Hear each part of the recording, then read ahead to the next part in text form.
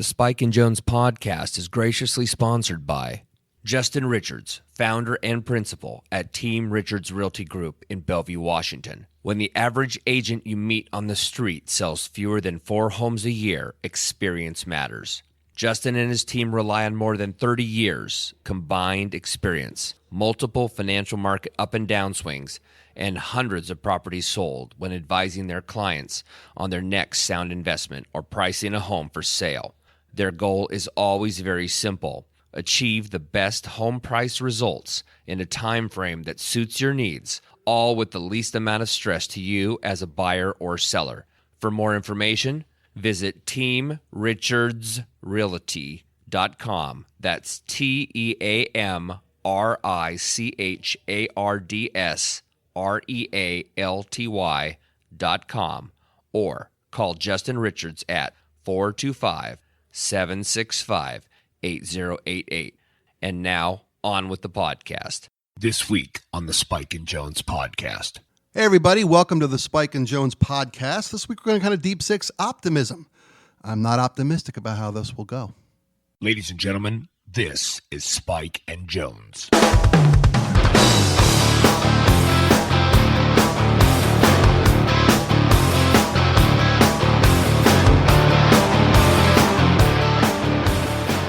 So what people don't understand is that this is actually 24 hours later from the first time because, I suck and forgot to take my finger off of the pause button.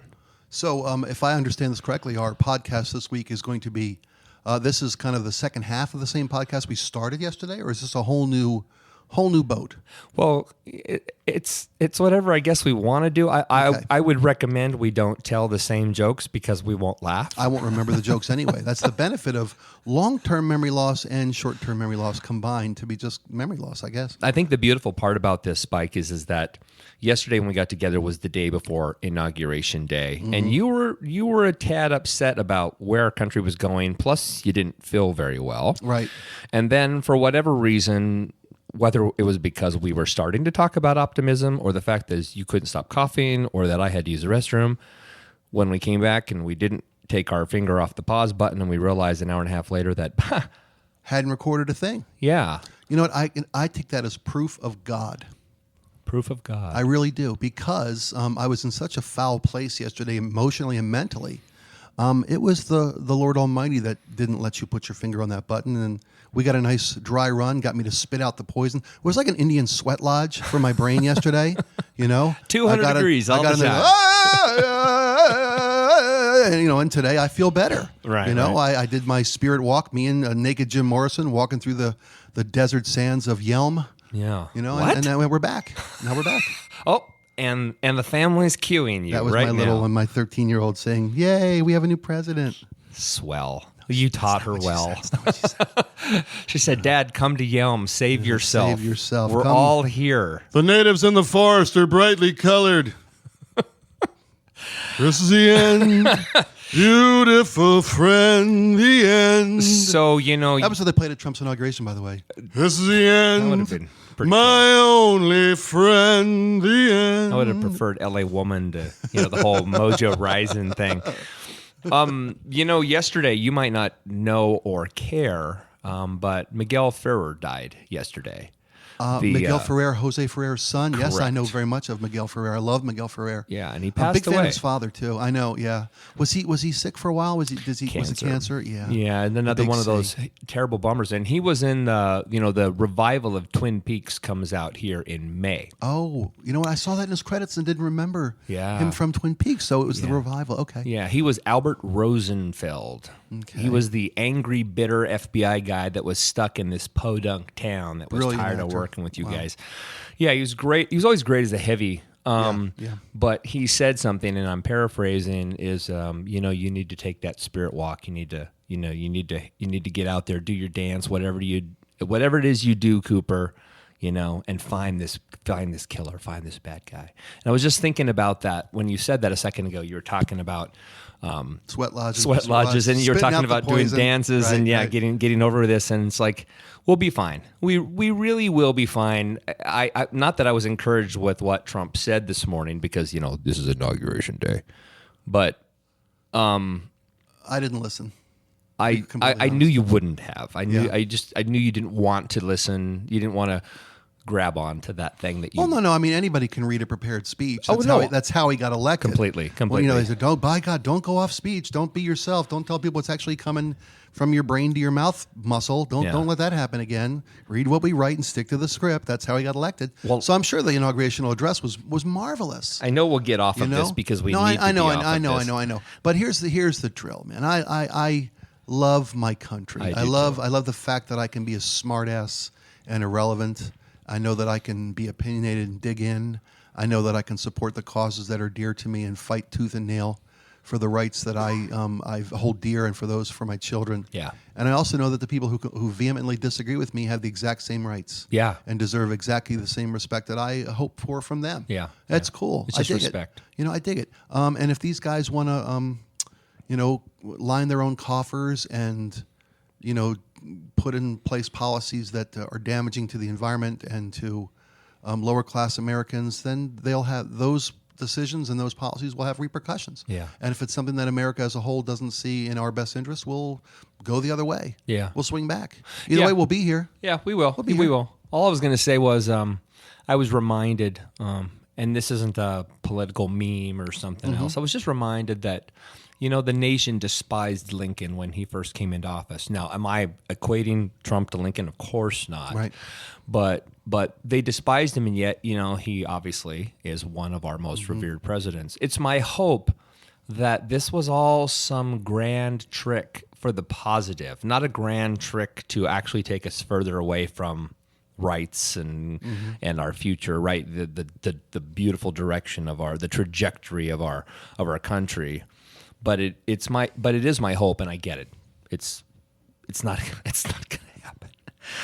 But I just hope there's some magic. There's some beautiful thing. Whether it's something tragic that occurs that wakes us up as a country and that puts us on the right path, or this hidden secret thing that Trump brings to the table, or something in his cabinet, or some, sadly, terrible event that happens worldwide, whether it's a terrorist activity or if it's something that happens on our soil that aligns us and unites us as a nation, and maybe our government, just for once, we can actually dream that our government does something lovely for all of us and ensures our positive direction forward, but also serves the world.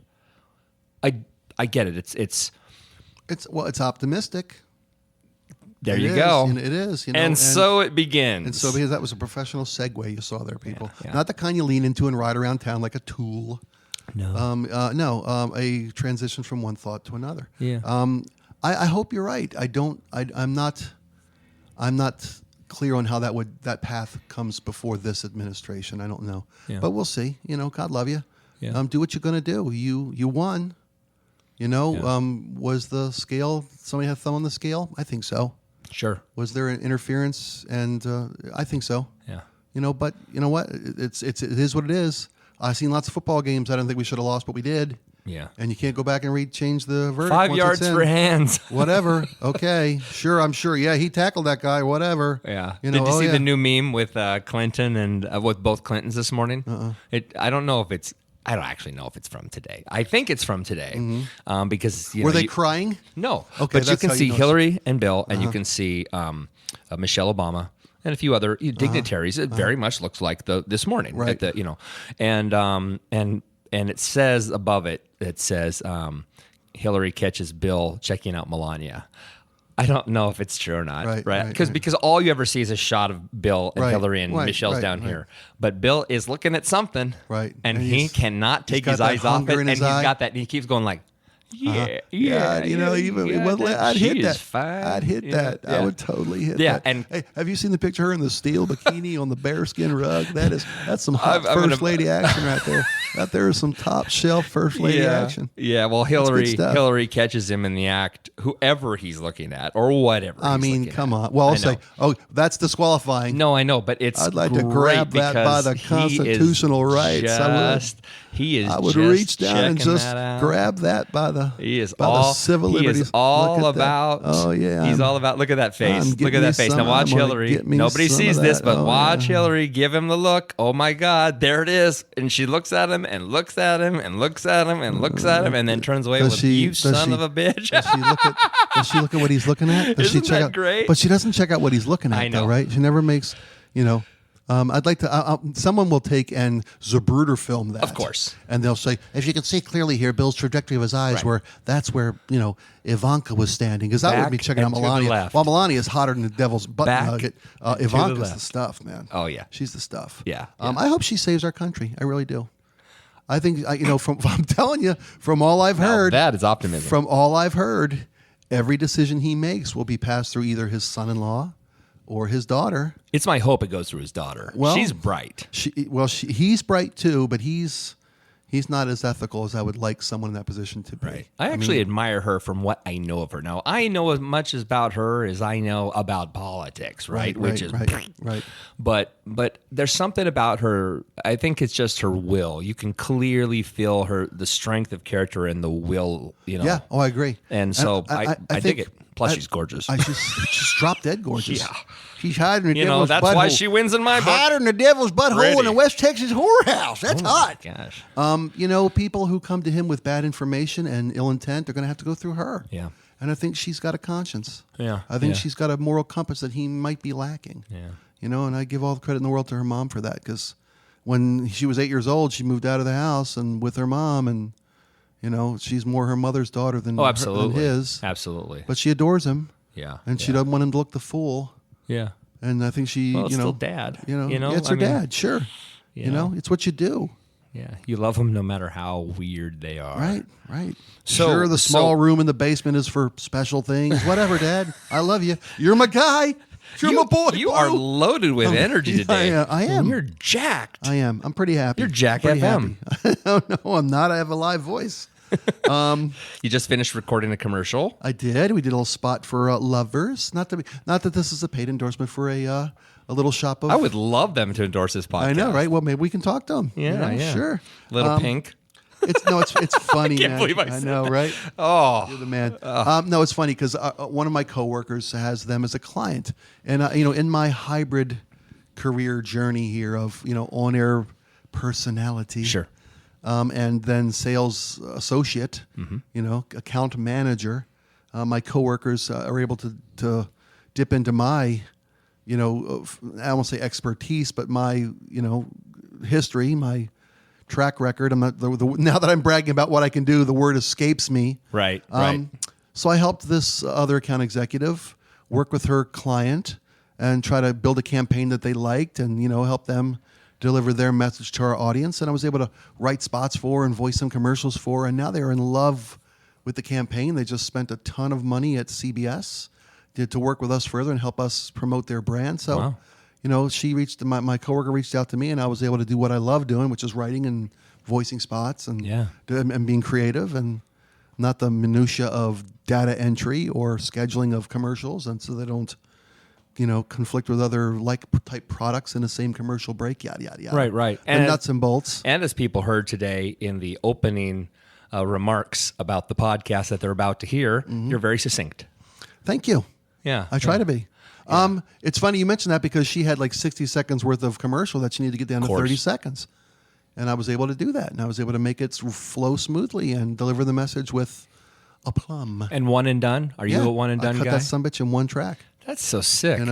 I have to go so slow. I mean, obviously I don't have your skill set. You mean you've Oh, there are days I got a mouthful of turds and it takes me 25 minutes to cut it. I always have a mouthful. It happens. There are days. Yeah. You take the good with the bad. One of the benefits of doing what I did for so long was that we just wrote it out until it was good. Yeah. We 25 years of trial and error. Our whole show was trial and error. Yeah. We did the whole 10,000 hours thing, the Malcolm Gladwell outliers mentality of 25,000 hours. probably I mean, so, if you did yeah. about 10,000 hours every 10 we years. kind of laid it down. It was given weekends and holidays and vacations. It wasn't really 1,000 hours a year. We did 4 hours a day. Probably 250 days a year is 50 weeks, and we didn't really do 50 weeks a year. We got some vacation. We took some holidays. To be fair, So you were we like didn't do- Carson. Yeah, no, I'm About not bad. 35 weeks. I'm here Tuesdays and Thursdays. It's gonna be wild, little wild thing I'm wild. doing.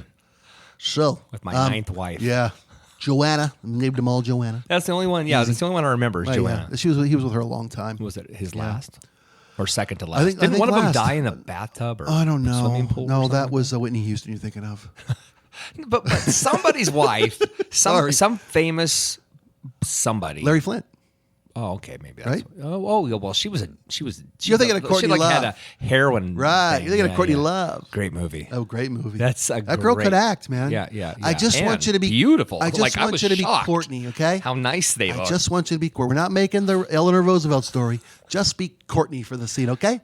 Okay. Oh man, I know. she was really good. She was a good-looking girl. Yeah. But have you seen the documentary? I forget what it's called. Kurt and Courtney. No, not that. That was a movie. Oh, I know. So you're talking about the montage of Heck. Yes. Yes, it's really good. And she's a train wreck. Yeah, well, she actually is a train She's wreck. a human train wreck. Yeah. When She- your kid sues you for emancipation to get out from Sues under you, you. seriously. Yeah.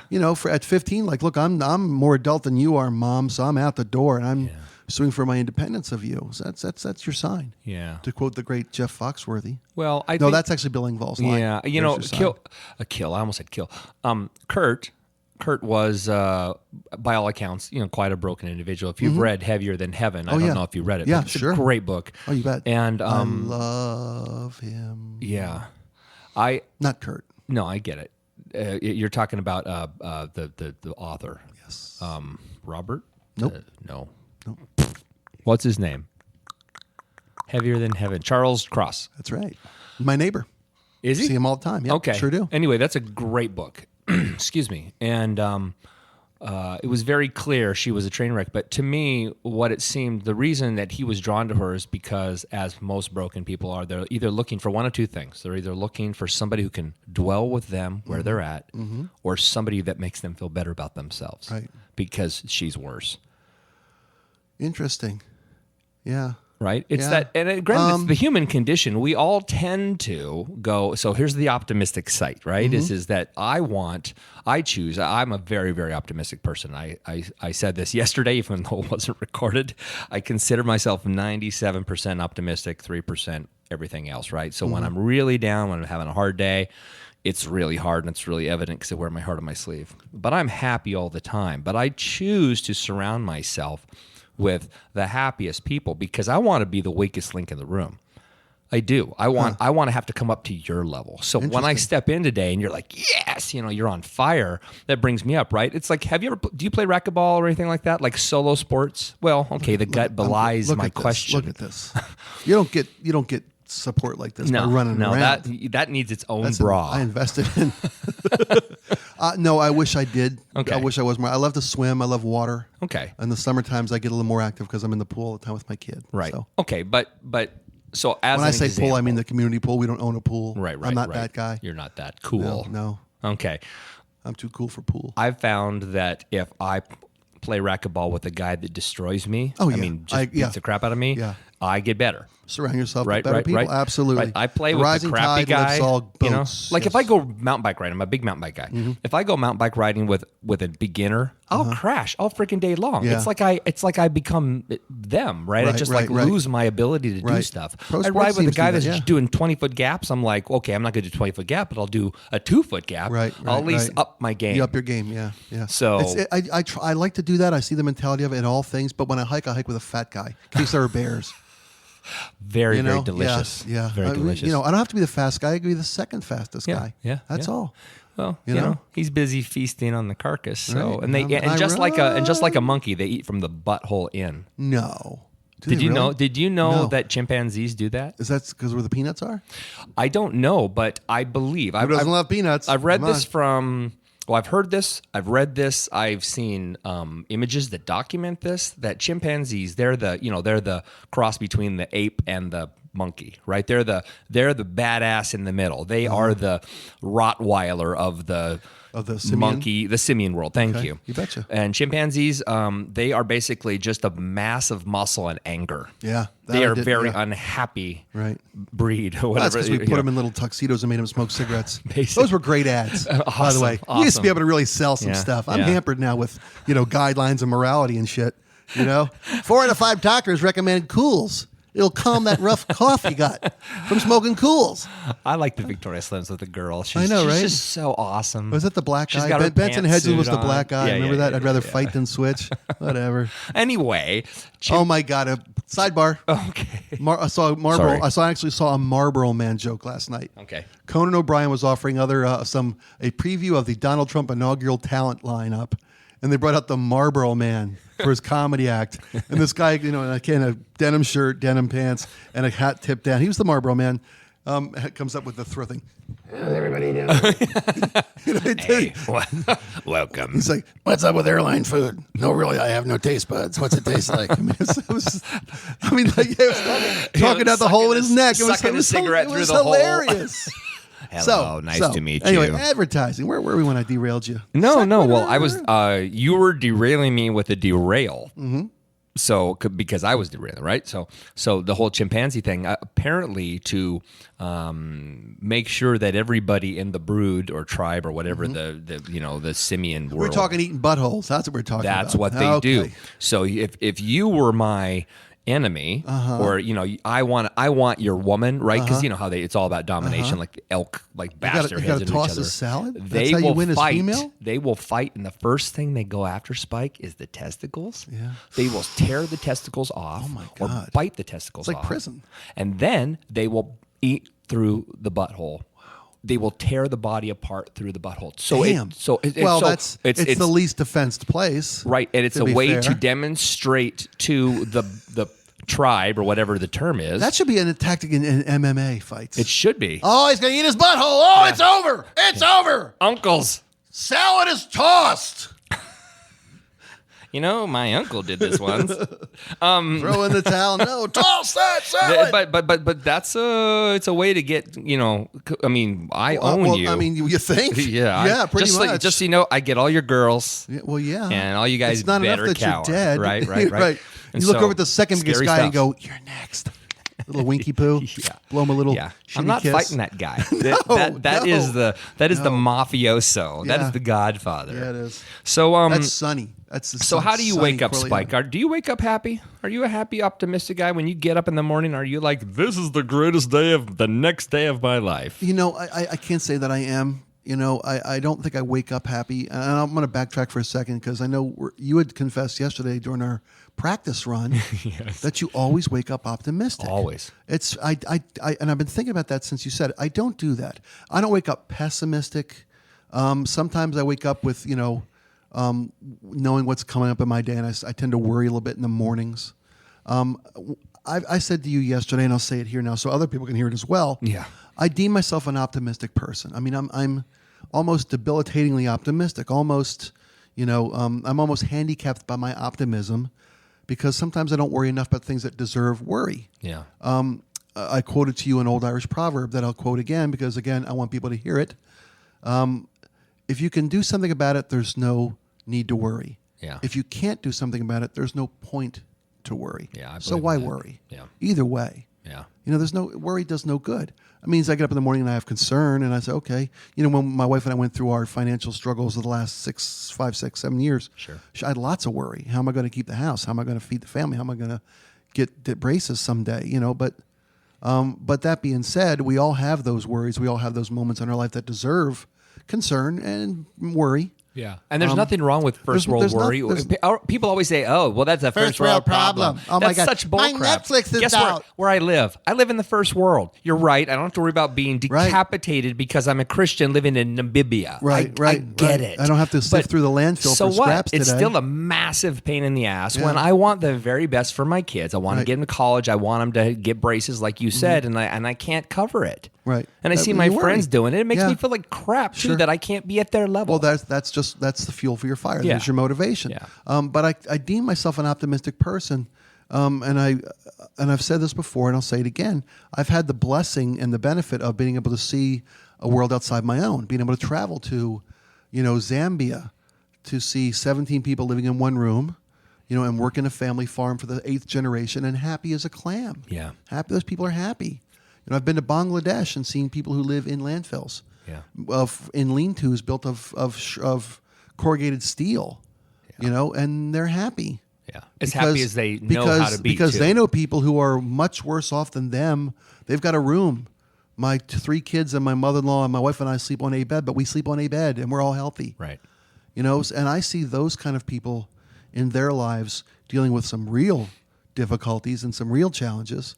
I got nothing to worry about. Yeah. I have no problems. I don't, my career took a gut punch and a ball kick, but that's okay.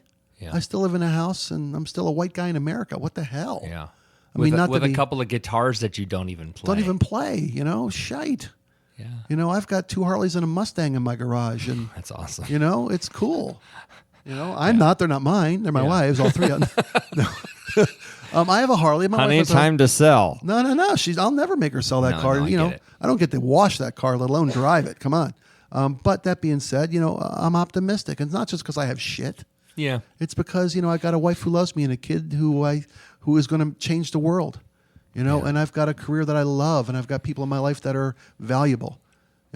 So I see when I talk and bitch and moan about politics, and I don't think Trump's qualified, and I think his cabinet is unethical, and I think they pushed this cabinet through despite the glaring red flags that have sidelined other nominees from both parties in the past. Mm-hmm. My illegal maid, I just fired her last week, haven't paid taxes, dodged taxes for 5 years. Sorry about that. Insider trading, bought all this stock and then introduced legislation to help the company go batshit through the roof. Right. I quadrupled my money and then pulled out. That's illegal. And none of these Senate confirmation hearings seem to give a shit because they've got the votes. Right. Should all that shit worry me? Of course it should. But long term, America's a long term plan. Yeah, full of smart people. We're going to be fine at the end of the day. I'm optimistic about the whole thing. It's interesting what you say about that because knowing you for the time I've known you now, that's the only time that you, and I hate the term complain because I don't consider it complain. You're just stating honestly, it's an opinion loaded with a ton of facts. I'm a sore loser whiner. That's what I've been told. That might be. I'm a concerned American. I think we can all agree on anybody is that. a sore loser whiner sometimes. I would hope so. Happy losers. I don't get lose. my way. I wish I got my way. Right. It bugged me about Russell Wilson's final press conference after the final lost Atlanta. By the way, oh man, we're going to be there next year. We're going to be blah blah blah. I dig his optimism. Yeah. But man, losing sucks. It does. Get pissed. It does. Get pissed. I want them lost. to be really pissed off. This should be just like the last time they lost Atlanta and then they won the Super Bowl. Right. Following year, And I hope and maybe that because now, they did get complacent because they won it and all of a sudden they're like, That's okay, we're getting laid. we won the Super Bowl. Right, Why do right. I'm kind of not very hungry that's anymore. Why the hunger is everything. It's why it's so hard to get back. Yeah. Absolutely. Yeah. It's why it's hard to get back. Something that again, also didn't get recorded for yesterday, or excuse me, what we spoke about was I was talking about my kids, and I agree with you. It's funny you talk about, the way you talked about things in regards to people outside the country, and there's this line I read years ago. I'll see if I can say it correctly. Stop worrying about tomorrow because today is the tomorrow you worried about yesterday. I like that a lot. That's a nice line. Don't worry about tomorrow. You don't need to worry about it because today, dude, is the tomorrow you worried about yesterday. So what the hell are you worried about? Right. You're awake. You're alive. Guess what? I have a very close friend from El Salvador. Okay. And during my period of financial, whatever you want to call it, ruin, chaos, challenge, difficulty, frustration, he would come over and hang out with us, and we would, we'd make dinners together and just talk about life and stuff. Mm-hmm. And one day it was pretty powerful. I was complaining, honestly. I was sitting at my dinner table complaining. I don't have anything, and I just want my life to be better. He walks over to the refrigerator, opens it up, straight out of Fight Club, loaded, with various sundries. This thing is piled to the brim with freaking mustard and everything you name it. And he goes, "You think you're having a tough time, senor? Fuck you." Yeah. No, here. And I was like, okay. Good for him, man. Thank you for waking me up. Friends will tell you the truth. And my brother even said the same thing. My brother, when he came to visit from Florida a few years back, he was like, dude, how much food do you have? I'm like, well, I got a family of 5. He goes, yeah, but how much food do you have? Yeah. Right. You're so okay. And so, it's called perspective. It is. It is. Here, man. It's worth its weight in gold. I wish I had more gold. Well, yeah. I want to live my life like a child. I really do. I wouldn't say the whole ignorance is bliss thing. I mean, I completely understand how it is. And I don't necessarily want to live in an ignorant space, but I do love the innocence of a child that doesn't expect to, I don't know, come home from school, get on an iPad, right, and watch TV until they go to sleep after they've eaten steak and lobster. The whole weird, just sort of. It's like you were at my house last night, man. I know. and my kids, they get up in the morning. We might make them. A bagel with some cream cheese, or they have some cereal, or they have they love yogurt, which is insane. My kids hate waking up. Okay, I can buy them yogurt and literally go into the bedroom and go, "Okay, guys, get up, it's yogurt," and they will run out of bed. It's so bizarre. But awesome. But you know what? When they come home from school, because we have this, we live on 3 acres out in North Bend, right by the Snoqualmie River, and so we have forest, and we have that's awesome, pasture. Next door there's goats and horses and cows, and it's crazy. But my kids will just go outside, and they have push bikes, and they'll just ride up they'll push up the driveway, which is on a hill, and then they'll just coast down, and they'll do it over and over, and they're just the happiest things in the world. Nice. And I want that for me. Well, that's the America you grew up in. It is the America I grew up in, but I'm jaded too now. That's the Kennedy America I grew up in. The LBJ America I grew up in, where don't say my LBJ. Why? I'm just okay. That guy pulled his dick out in the White House. I know. I got trouble with this guy. I know. That guy also passed Civil Rights Act, so Trump. Maybe there's hope for Trump too. Yeah. The new Lincoln. Right. Yeah. I remember Lincoln's first inaugural address. I remember. This is going to be huge. Yeah. Huge. I have the smartest cabinet, the highest IQ of any cabinet in history.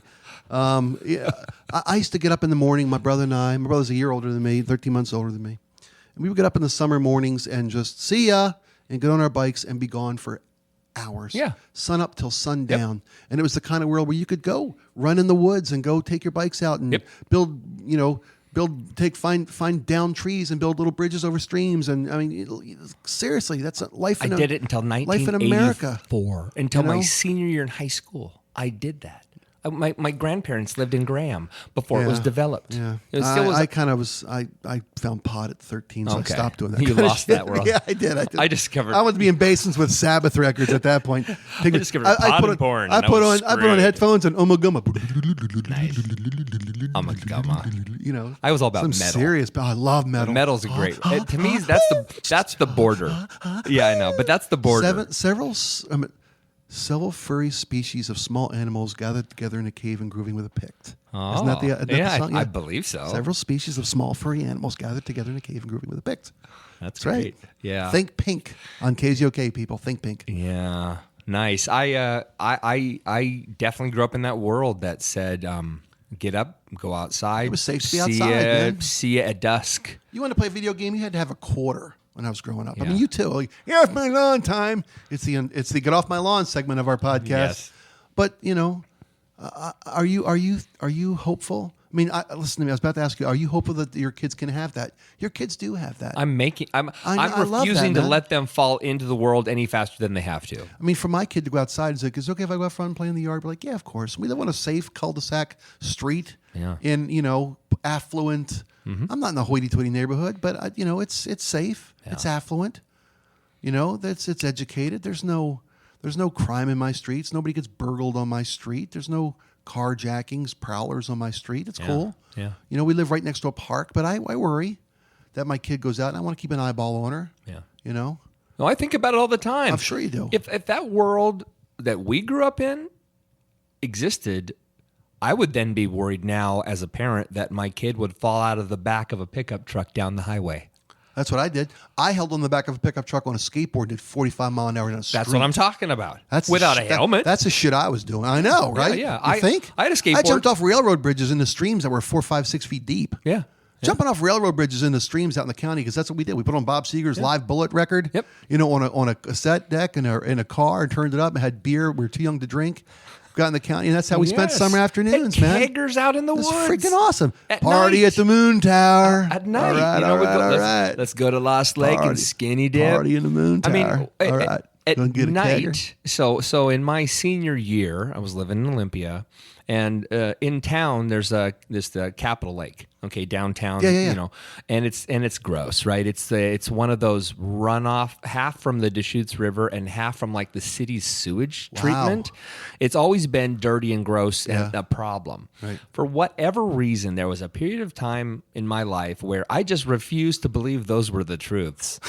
It was wet. Yeah. And it was hot. Exactly. And you wanted to cool off. Exactly. Oh, So, yeah. so my friends and I discovered at the basis of the Capitol building is up on a hill for the people that don't know in Olympia where the Capitol building is. First off, get your ass down to Olympia, you morons. Yeah. It's a gorgeous, gorgeous. piece of architecture Yeah. that you should be lucky to go see it while before the ISIS come and blow it up. Absolutely. Or Yeah. a new Nisqually quake tips Whatever the tips cap it over. off. That's probably more likely. But there was there's a hill that runs down to the lake, and at the bottom of the lake there was this tree that pointed out over the lake, probably Oh, 45, yeah. 50 feet tall. That's Well, a what was jumper. attached to the end A of that? rope. A rope, and it wasn't a regular rope; it was a bungee cord, and it had been tied together. And so you could climb up this tree and grab all these bungees. There were like 4 of them tied together, so it was very, very sturdy. Lots of weight could be put on it, and you would walk up the hill as far as you could go, and you would just fire down the hill and just whack, and it would just shoot you. I mean, you'd fly 150, 200 feet. No kidding. Not up through the but air, but through the air into out. the lake. Yeah. And I mean, just oh yeah. Oh yeah. eight. I mean, we're talking like probably 4 seconds of airtime. Nice, Crazy stuff. nice. And so I had this thing that my buddies and I I worked at McDonald's at the time because Everybody's starter job. I'm awesome. And at You're a manager at now, right? Midnight, yeah. I think at the time I was making $3.45 an hour, and I was Top like, shelf "This is money. great." Top shelf money. I was we get off at 11:30, and so my friends and I at night, and my friends and I would say, "Hey, let's go down to the lake and go bungee jumping or bungee whatever swinging." Sure. And so we would drive down to the bottom of the lake. We're naked because we take off all of our clothes. Then we'd walk out and we'd do naked rope swinging at 11:30 at night, where you can't see the tree, Yeah. you can't see the water, Yeah, buddy. into a lake basically with sewage. Good times. Good old days.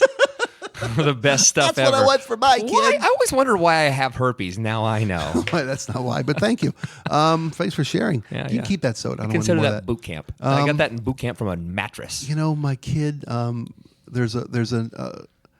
We live up in North Seattle in the Edmonds, Richmond Beach area, and You do live in an affluent neighborhood. Yeah, we do. Yeah. Richmond Beach is awesome. it is. It's nice.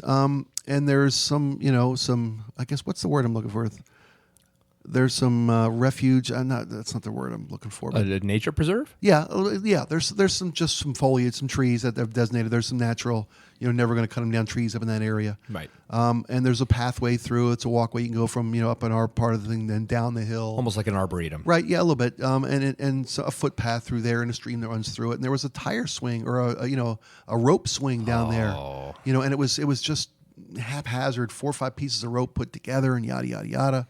My kid liked going down there, walking with her mom or I down this path, and so her and I went down there last year, and I literally hauled my frickin' little giant ladder through the woods down this path with a cord of nice nylon rope and a sturdy ass plastic bench seat that you get off like a little Tykes type thing. Sweet. And I climbed this tree and took my limb saw out and cut the old rope away and tied the new one up there, and that thing will be there for 10 years. Yeah. This thing will be there. Because if my kid wants to swing over a little stream in the middle of the woods, my kid gets to do that shit. Yeah. And if she's going to do it, I don't want her, this 8 pieces your of tied up, fault. dry rotted rope. If you're going to do it, okay. If you're going to do something stupid, do it right. Right. Okay. If you're going to shoot heroin, shoot daddy's heroin. It's better heroin.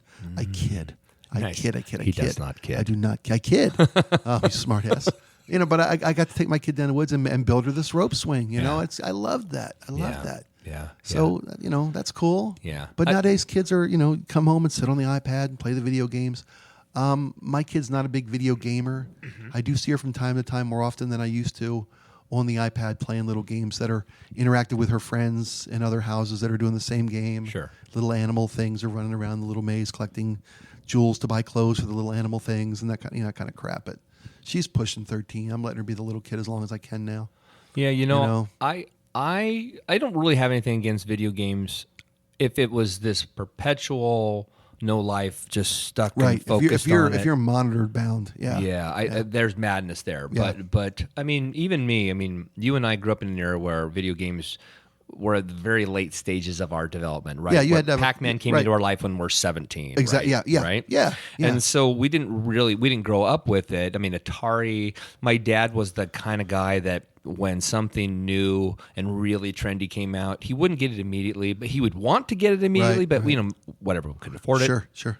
But in 1979, maybe early 80, we finally bought an Atari. Yeah. And it was basically 16 different versions of Pong. Oh yeah. Right? We probably have the same one. Whoa, 16 versions. This is the street hockey version of Pong. Right. But that was about it. I remember dropping a quarter into a machine to play Pong. Yes. People. Yeah. With your virtual Defender. reality. Yeah. Berzerk. Love Defender. Robotron. Right? Killer games. And they're still killer games because they were so hard. Defender the one with the robot that used to go through the maze? No, that is Berzerk. Berzerk, that was a great game. Defender is the one with the ship, and you got all the little guys, and you got mountains, and you're flying the ship, and you're basically shooting everything and trying to pick up people and save them. Right, I remember that. Yeah. And we'd shoot them and kill them all, and then go into the warp. Did you ever area. get Space Invaders down? Well, I played it a ton. I Asteroids too, but I was never shit. great at it. I could fill every name in the high score. Really? Of the Space Invaders, so I could write like a series of messages. Spot. Right. Yeah. No, I mean this is before the spike thing, right? But I mean, I had it where I could have one column, a blank space, and then 5 columns. Nice. Because they can't shoot at you when they're in the very bottom. Oh, you just live in that open space and you get to the bottom, and then doom doom doom doom doom doom doom. Oh, really? Oh yeah, go through screen after screen after screen. So were you good at Centipede as well? I love Centipede because they both require the same sort of skill set. Yeah, they do. That vertical spatiality. Get them in a tunnel and yeah. Yep. I like Tempest with the around was my favorite. Oh, thing. that was that game drove me nuts. Yeah, man. I was good. Yeah, it was really good. I was dating a girl named Jeannie Lindler. Who worked at a little burger joint, and they had a Tempest machine in their restaurant. And that's waiting for her to get off shift. That's when I played all my Tempest. Yeah, you can tell the people that don't play Tempest well because they just spin the wheel and just shoot, and then the wheel gets off balance. That's and not how you do that shit. No, my favorite thing was pinball. I was a pinball nut. You pinball wizard? And I'm still a pinball Ever since nut. you were a young man, you played that silver ball from Soho down to Brighton? I'm still pretty good. Yeah, I'm still pretty good. That was probably my thing.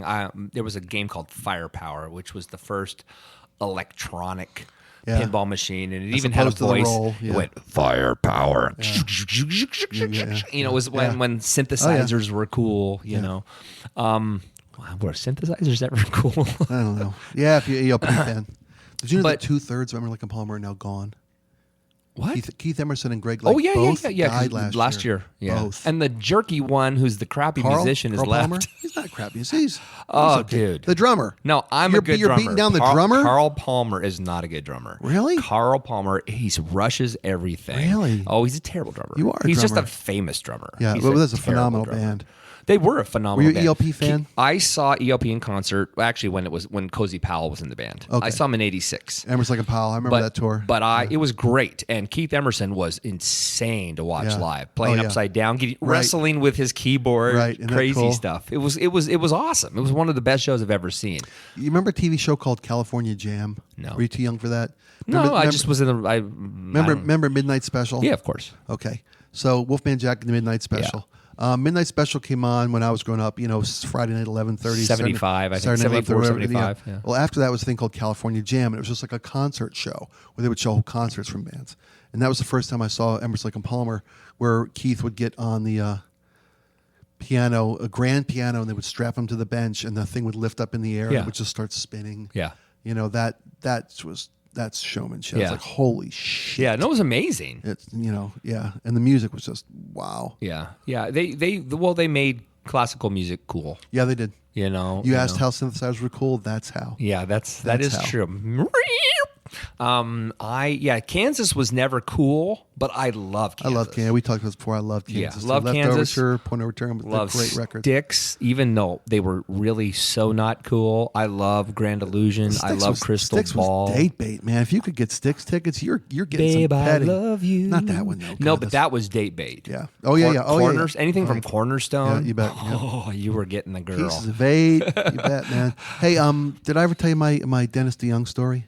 No, but I would love to hear it. Okay. Please tell me it's good. I hope so. Yeah. Okay. Dennis DeYoung had already been kicked out of Styx for whatever reason. So this is late 80s to early 95, or this is after 95? This was in the 2000s. Okay.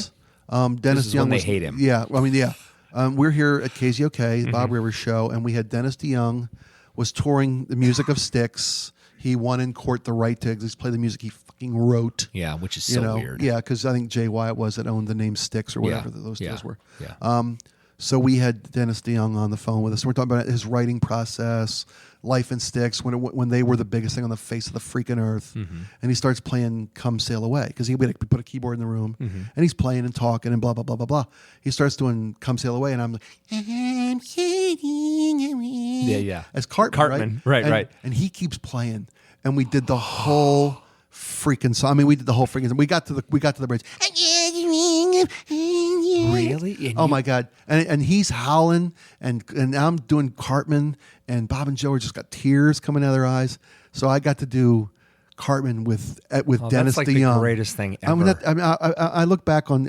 I'm blessed. That's why I'm optimistic. I guess. Yeah. I've been touched by God. Yeah. The shit. Not Bruce Springsteen. The shit I've gotten to do. Yeah. I mean, yeah. Yeah. I finally got to hug Bruce this year. Yeah. Little Steven. I made little Steven laugh for an hour and a half. Yeah. I mean, shit. Did you ever meet Bono? Have you ever met any of the guys from U2? No, I've stalked them. I know where Bono lives. He's in my phone. I could show you his house in my phone. That's really I don't have his phone number. To tell me the Bono story? I want the Bono Yeah, story. okay. So I don't know. I think it would devolve into this. Well, today, maybe they want the Bono story. So we're in Dublin, Ireland. It was like maybe the second time I'd been to Dublin, maybe the third. I got to go about a half dozen times on the dime of Jameson whiskey. Are you happy to see me? Because my penis is Dublin. Dublin, that's right. You must be Irish because my penis is Dublin. Yeah, it's the greatest St. Patty's Day joke. Yeah. So Sorry, that's okay. We're on a tour bus. Jameson Whiskey would send us to Dublin every year to broadcast from Dublin on St. Pat's when we were here at KZOK, the Jameson Global Broadcast. I loved doing it. I hope to do it again someday. So we're on a tour bus. They bring in disc jockeys from all over the country to broadcast one day from Dublin, the Jameson Old Distillery on Bow Street, north of the River Liffey. North of the River Liffey. Jeez. So how do you remember this? No, man, you kidding me? I was supposed to be there in my life. That's right. Okay. I'm going to expat in Dublin when I'm all said and done. I'm going to get home in Dublin. Really? Yeah, I think Love so. it that much. I do. So we're on this tour bus, and the tour. He's driving us around. He's talking about this, doing all the things. He goes, "Okay, I'm going to take you someplace. We don't usually do this, but we're in this very affluent suburb south of Dublin called Dalkey, Okay. and it's literally on the coast. Dublin, Ireland is a clock. Okay, at 12 o'clock, closer to 1 is Belfast. Okay. At 6 o'clock is Cork, the main, the biggest port in Dublin, in Ireland. It's actually spelled like C-O-R-K? C-O-R-K, Cork, County Cork. Most of the Irish immigrants who left Ireland during the potato famine left out of Cork. Okay. At 9 o'clock is Galway. At 3 o'clock is Dublin. Okay. The whole country is 3 hours across by car, 7 hours north to south by car. It's not big. I mean, it's not a big country. So if Dublin's at 3 o'clock on Ireland, at 4 o'clock is Dalkey. It's Okay. about a 30, 40-minute drive outside of downtown Dublin to this little affluent coastal area. I mean, Enya's got her castle there. I mean, Enya, you've heard of Enya, but in Ireland, She's a big deal. she's Beyonce and Whitney Houston's love child in Ireland. Yeah. Van Morrison's place is down there. Bob Geldof's place is down there. Bono's place is down there. Edge's place is down there. So we're driving, and the bus driver said, "Okay, we're going to go down." And you're going down these streets that are literally, they're 2-lane streets, and they're a car and a half wide. That's how old this shit is. They're 1,600 years Yes, old. I mean Roman soldiers built these walls. Okay. I mean, it's old. So we're driving down, and this is Bono's his house over here, and it's in a state. It's an old estate, and he owns the hill going down. It's mostly about the size of 3 lots, and it rolls down the hillside. And you'll know it when we come to it because it's behind the big stone wall. You can see it coming up here on the left-hand side of the bus. There's a big stone wall, and there's a metal gate out front. And you'll know it's Bono's place because on the gate of his home are lyric sheets of his handwritten lyrics of U2 songs that have been recreated in bronze that are on the gate of his home. This is where I live. You know how Elvis has the gates of Graceland, right? Sure. So at Bono's home, there were these brass lyric sheets of original handwritten lyrics to, Sunday Bloody Sunday, I Will Follow, whatever, Right. Bad. And Bono loves his fans, and occasionally you'll see teenage girls will sit from the local schools. Schoolgirls will wait here with signs and flowers because Bono will come out and he'll stop and he'll pose for pictures and say hello and sign autographs, yada yada yada. We're driving down the street, and as we're driving down, and you can see the house there behind the wall. You see the top of the house, and as we're driving down, the gates are opening to Bono's frickin' house. I mean, the metal gates are opening as I'm like, stop the bus, guys, let me out. And they're like, no, we respect the privacy, blah blah blah blah blah. So, the next year when we went to Dublin, I made it a point to rent a car and go back and find this place. And I know right where Bono lives. Oh, man. I love U2. I found U2 when I was still in high school. I love U2. Happy St. Pat's or Happy Valentine's Day. They're coming again. I've seen U2. Never seen them. I've seen them more than a handful of times. Never seen them. I would say I've seen every tour they ever did, but I missed the last 360 tour here at CenturyLink. Yeah. I had a prior commitment to a charity event that day. I swear to God, I was in Pat O'Day's Celebrity Golf Tournament. Oh, that's not a bad one. Up on San Juan Island. No, it wasn't a bad gig at all. And I was the comic relief. I was the Carl Spackler of this golf tournament. Was Pat there? Oh, God, yeah. Yeah. And all the local, dignitaries as, baseball, Mariners, Seahawks, yada, yada, all the broadcaster types were all there. Yeah. And I don't golf. Yeah. But I can drink with a club in my hand, so I was okay. He drove the cart. So yeah, no, dude. I dry humped a green. It was awesome. I was drunk. So Really? yeah, dude. Oh, it was that's brutal. another story. Well, I had to make this putt. Optimism. I had to make this putt. So I got down and I Oh yeah, you did the fake like. I pull cued that shit. And while I was down there, I'm dry humping the green, man, in a Really? kilt. Oh, it was fabulous. Great, you were great wearing take. the kilt that Great day? take. Yeah, you bet. Did you have leather or panties on or anything? No, you know what you wear under a kilt? Nothing. The blue ribbons. Yeah, That's yeah, right. yeah. At Christmas time, I'll hang a ball from it, just slightly longer than the kilt itself. That's terrible. I feel like I need to go back and do the whole bell. Ding, I'd be afraid of dong. some like a dog or something grabbing it. And So yeah, I missed that U2 tour. yeah. I've got an autographed U2 guitar at home. Wow. I won it. So you're going to see the show coming up here? I'll get in. Because it's already sold out. I'm a member of the U2 fan club, so I was eligible for pre-sales. I tried twice because they had two waves of pre-sales. Right. The Wire and the Red Hill get in. Brigade. And neither time could I get in to buy tickets. Man. When I finally was able to get through an hour after they went on sale, it was like 300 level tickets for $300. I'm like, I'm not doing that. So that is optimism. Yeah, no, I'll get in. I'll get in. I don't. Well, you're connected in a way I'm not, right? I'm a firm believer that I can talk my way into anything. Sure. And I don't want to be in a party I can't talk my way into. It's You not just worth need to being walk there. up to the gate and throw out your driver's license and go, look. If my I'm driver's I'm license- Spike O'Neill. No, my driver's license will be pinned to $500. So all I want back is the license. Nice. Okay, can you see if this is accurate for me? Are these presidents? Do they belong? They don't like a belong scene with from this. Fargo. Oh, totally right. I'm cooperating here. I don't know. I'm cooperating. Those numbers. I faxed those numbers I over faxed to those you. numbers earlier today. I love William H. Yeah, Macy. He's amazing. yeah. Do you watch Shameless? I don't. You don't have a TV? No. I have it on. I gonna- have Shameless on. I know you're going to give me the $12. No, I'm going to give you I my have- password to Netflix so you can watch I at your house. I have Netflix. Watch Shameless, I dude. have Shameless on my Emmy list, but I've Rossum is never just a ever thunderbolt. added it. Oh, my God. And I hear OA is another cool show to watch. I don't know if I've seen OA. It's how Netflix has all this on their Original- own yeah, Netflix original programming. series, you bet, No, yeah. OA is one of theirs. Yeah. Stranger Things. I don't know. Yeah. If you No, saw I've Stranger heard Things. Stranger great Things things. is awesome. I've heard great things. It's like And I 1984. love Winona Ryder too. Love yeah. Winona Ryder. Oh man. She was a little secret crush when she was Oh, coming she's up. still a crush. I know she's a doll baby. Yeah, she's got those perpetually doe-eyed. Yeah, just she is the those- definition of doe-eyed. Yeah, Absolutely. yeah. So where were we? We were talking about you too. We were talking about Charmed Life, Optimism. I was going back to the shit I've got to do. Yeah. Feel pretty happy. I don't know. I mean, I'm just, I think it's really important. It's really important to, well, obviously it's great to be happy. And there's a lot of people out there. It's happy to be great. Certainly not. I mean, there's a lot of people that'll hear this that are clearly, not necessarily doing okay. And the reason they're listening to this podcast is because they need some form of comedy, even if it's our shitty version of it. they need something to lift themselves up with. And, you know, I mean, I want to say this too. I mean, I know we're not necessarily done here, but I do want to say you guys can...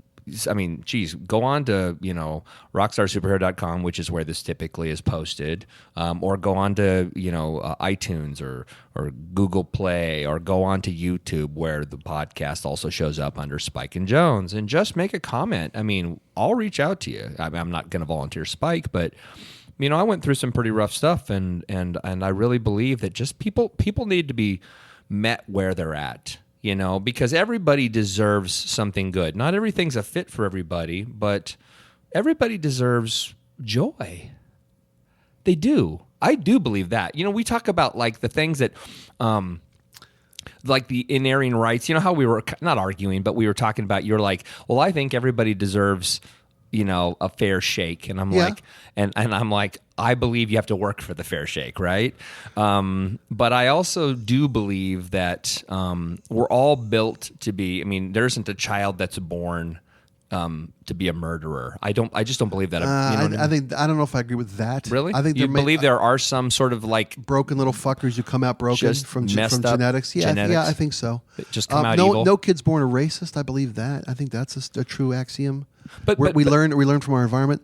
But I think that people who have the capability of being mentally broken like enough, sociopaths. Yeah, yeah. No, I think you're that's born fair. there. That's fair. I think you're born there. I do believe that. Like you're missing, you're firing incorrectly. Right. You're And I missing think of course murderers aren't. That's a victim of circumstance. I think that's a life.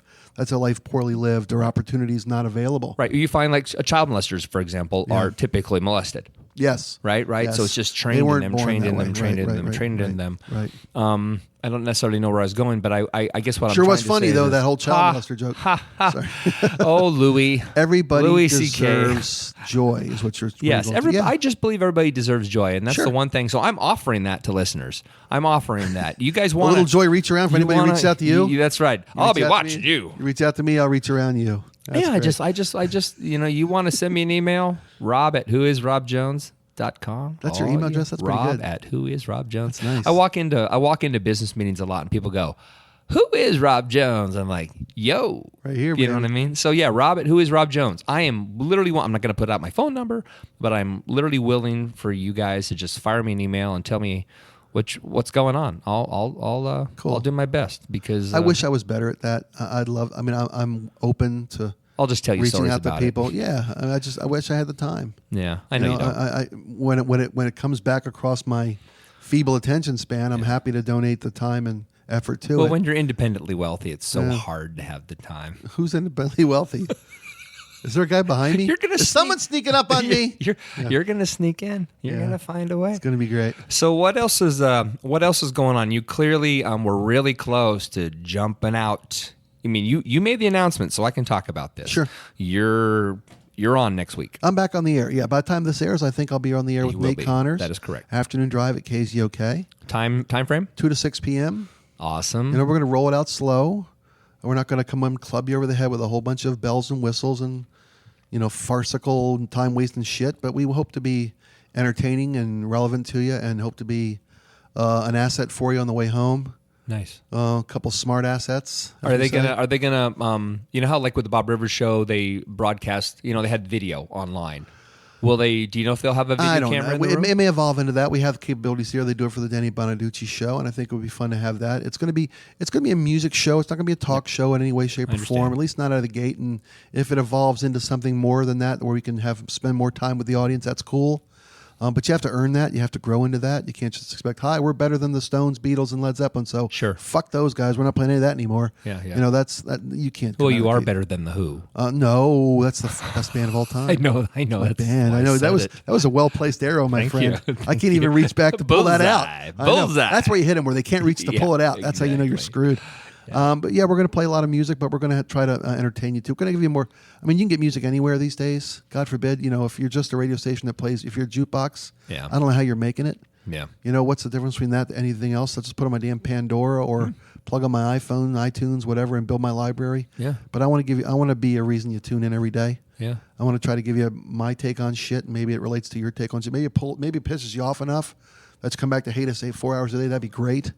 Howard Stern was hated to the tune of $500 million a year. Yeah. You know, or whatever his deal was worth. I mean, people, I can't stand him. I just give him 4 hours a day. You know, great. He's happy you hate him. Yeah. Loves that you hate him. That's cool. Yeah. I don't think I'm going to be hated. Gives him bullets. Yeah, it does. Well, you know, the thing about broadcasting or entertaining or, you know, what we're doing is get a reaction. Yeah. I mean, the worst thing is no reaction. It's okay. Yeah, no milk toast here. Yeah. Yeah. You know, that's death. Yeah. You can either be hated or loved, but nothing in the middle works. That's You know? so great. I mean, seriously, it's you know, So and there's ultimately the optimal situation is they love you and hate you both, from day to day, from time to time. Yeah. Love when you do this, hate when you do that. Can't believe he said this. You're totally with you on that one though. Yeah. I'm all with you about. I mean, you know, for all the bleeding heart liberal I am, bet your fucking ass I'm for capital punishment. Yeah. You bet your ass. No, I get it. You know what? Especially child molesters. Yeah. Oh, that's not even eye for an eye. Yeah. That's, you know, touch a kid. I'm a firm believer. My simplest, I would love to get into politics, as you know. Use a gun, no more son. That's my credo. Oh, If interesting. you use a gun in the commission of a crime, you have a life sentence Yeah. with no chance of parole. Yeah. You think people would stop using guns in crimes? Oh, yeah. Well, mean- they would I mean- maybe not stop, but, Well, it but would you be a know lot what? less. You know, it might be a deterrent. But maybe not. Maybe there not. are an awful lot Maybe of dumb not. people, If, man. if there's people out there that say, you know, I'll just spend my life in jail, okay, fine. So Use a gun, no more son. I want to say this because you brought this up a second ago about child molesters. I would highly recommend for those of you who have not seen this, and it is available on Netflix, is a film called Call Me Lucky. And I highly recommend this for you, Spike. Okay. You would love it.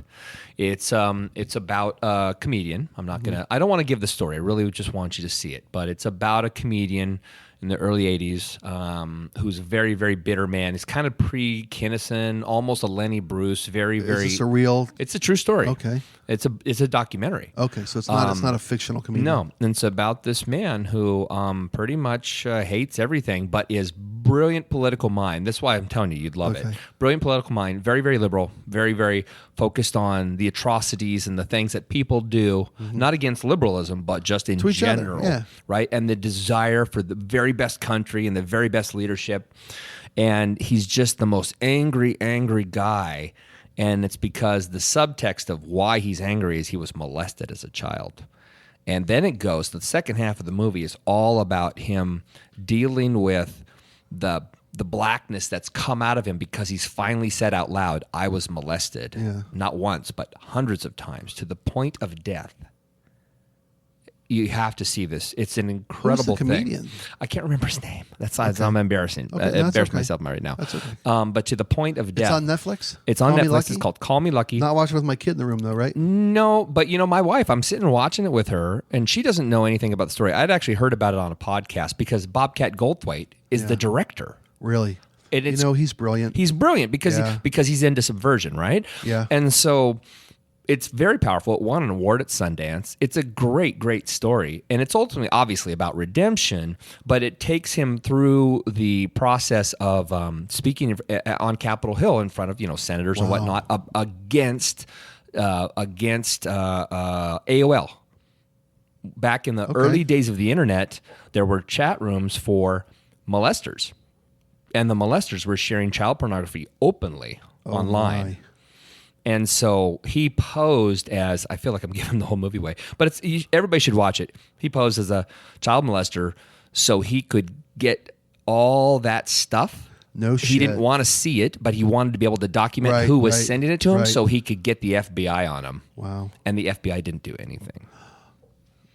They just let it happen over and over and over again. They didn't believe him. They didn't believe it was possible that this was happening. They eventually did, but in the beginning, and we're talking years, knowing that these innocent children are don't being... Don't give away too much. Right? No, I mean, I'm actually Crimmins. not Barry Crimmins. Thank I you. was looking it up for It's you. really, really, Okay, really, cool. really, really good. So Right everybody should see it. Even Is- all the let me- things I've shared with you, go Let me ask watch you it. this. Let me ask you this, though. Powerful story. Is it depressing at the end? The way No. it turns out. I mean, for the ending, then you didn't give away too much because what you told me so far, This That's why I this brought guy it up. goes on a mission to make a change, and they tell him to go fuck himself. They do. Wow, but in the end, still, I'd be glad I watched it. I feel better about myself and life after I watch it. Good. Yes, and it will certainly empower you. Not that you need to hear this story, but it will empower you specifically as a man, knowing you believe the way you think politically, the cause of what you stand behind. Is profound, and he is right with you. Okay. Well, I'm in 1,000,000%. Cool. And so watching him defeat, if you will, the forces of evil, Nice. because of his passion, his conviction, and having been there, it's awesome. It's so good. Does he throw a gold ring into a toilet at the end of the movie? I'm not going to tell you. That's great. I'm not going to tell you. The Mount Flush. But it's wonderful. My wife loved it. I mean, and I thought, shit. gosh, she was going to be like cringing, but wow. she was. I mean, she teared Right up. on. It was a powerful. I'm movie. looking at on IMDb there, Internet Movie Database, which is a great website. I say this because it's an optimistic movie. Mm-hmm. It There may you go. not sound like Look it at is. you. Good for you. Way But to it tie it is. back in. That's a nice segue. Thank you. you. Did there. Look at you learning. I You're learning. suck. No, you don't. You're getting great. I didn't get to tell my toilet tent story again, though. You know what? That has pointlessness. But it was a great story. Well, I don't know. It made me sick. No, I'm kidding. I was already sick when I walked in. I'm kidding you. I can't blame that on you. We're talking about, I don't know how it was related to optimism, though. We were talking about your Just your OCD OCDs. behavior. You went into your really OCD needs for Yeah. bodily functioning, and that was kind of freaked me out a little bit, but that's okay. I love you anyway. It's okay. I think it was because we were talking about sickness and then it turned into Yesterday was putting weird. Tons of tissue down. When I mentioned that, you had mentioned that you're very uncomfortable about. I think I asked you if you were a shit breaker, and you're like, "Oh yeah, I can't." You're uncomfortable about where you could go, and you made some. That's what it was. A very long, detailed story about what you have to do before you can actually go in a public place. Even if I'm dying, even if my colon is falling out, Right. I've gotta wipe You've got to, everything. Well, that's really you'll probably be the careful. last man standing though. The way I cavalierly throw my ass around public toilets. It's terrible, man. I had an idea for a contest. Okay. For radio, would you? I'll just field test this one on you and our audience. Would you be interested in winning a toilet that somebody's famous sat on? Say I was able to go to the Key Arena and make a deal with my buddy who works back there in maintenance or whatever. And after Black Sabbath plays, get the toilet seat that Ozzy sat on, replace it, and then give that toilet seat away. As long as they can prove he sat on it, I want photos. I want a signature on the seat. You one of those COAs. Yeah. Okay. And I'll put it in a glass case and hang it up in my family the kind of guy room. who would just take a random toilet seat and tell you Ozzy sat on it? No. I wouldn't do that. The contest eventually morphed into what I'd like to do really is go find a furniture store and get the most throne-like chair I can find and put it backstage and have whoever's playing Metallica, U2, whatever, Jimmy Page sit in this throne and then give that away. That's something people would want. Oh, right? man. Jimmy Page sat here, plaque on it, right? Yeah, that'd be cool. Right? That's pretty cool. Take a picture of Jimmy in the chair and said you could have it in your home. Yeah. That'd be pretty cool, right? Yeah, that would be. I could do that. I could could handle do that. that, I have a friend who's a Hollywood collector. I mean, collects props from movies. Oh, okay. And he's given me a few cool props over the years. Like I have a prop throne from Team America. The little World Police. Right, exactly. That movie. In That was a troubling the flick.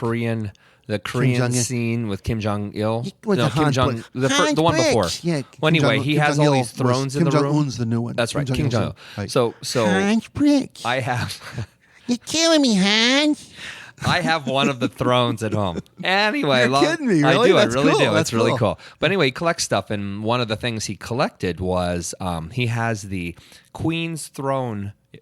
This thing with thrones. The Queen's throne from the movie Hairspray. The one that's shaped like a peacock. He has that in his house in Madison Park. From which movie? Hairspray. The first Hairspray, the John Waters Hairspray, the one that matters. Have I told you my Hairspray story? No, but hang on. Okay. So he's got the Hairspray throne, and it's awesome. And Entertainment Weekly found out about it and featured him as That's one of these cool. cool collectors. Him sitting in a throne chair, and he was in Entertainment Weekly a few years ago. So anyway, So let me tell you my Hairspray story. yeah. Not to be trumping your story. Sorry, it's Nice. kind of a running theme today. So Don't Travolta me. So we had the opportunity to interview John Waters. Okay. I think we might have been here at KZOK, but we may have been way back when at KISW. But John Waters was coming through promoting a movie. I'm not sure which one it was even. It was before the remake of Hairspray. It may have been, Cry Baby or whatever. That would have been 90, 91? Yeah, maybe. It might have been. Okay. But I got to confess to John Waters, who's from Baltimore, from Hamden, neighborhood I went to high school in, by the way. Not my neighborhood, but I went to an all-city school that was located over there, West Baltimore, by the neighborhood of Hamden. The movie Hairspray, in any of its fashions, even the Broadway production of Hairspray, is centered around a local American top national bandstand type show based in Baltimore called the Corky Collins Show. Yeah. Was Corky Collins real? No. Okay. The real guy was named Buddy Dean. Oh. Because when American Bandstand was national broadcast with Dick Clark, most cities had a local version. And Baltimore had the Buddy Dean Show. Okay. And in 1960, 59, 60, 61, the Buddy Dean Show on Baltimore, WJZ TV, had a local dance couple named Jimmy and Judy. Huh. And they were my parents. I knew as soon as you said Jimmy. Yep. Like, that's awesome. My parents met as a dance couple on the Buddy Dean Show I love that. in Baltimore. I love that so much. So when I met John Waters and said, when you made Hairspray, and when I watched Hairspray, that's how my mom and dad were one of the couples on the Corky Collins Show, on the Buddy Dean Show in Baltimore. That's how they met and What a got great married. story. Yeah, that's my Hairspray. So when I watch Hairspray, it's special for me.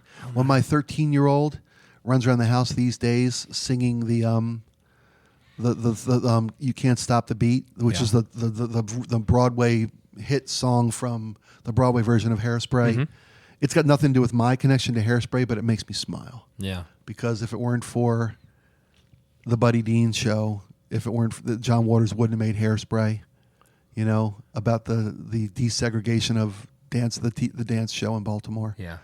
It's my Hairspray connection. I love that. My folks met on that show. You and I are proof positive that no matter what happens in life, no matter good or bad, lose parents to death, lose parents to divorce, growing up in a family where you're the weakling and you get beat up, growing up in a family where you're the one beating people up, alcoholism, smoke, all those things.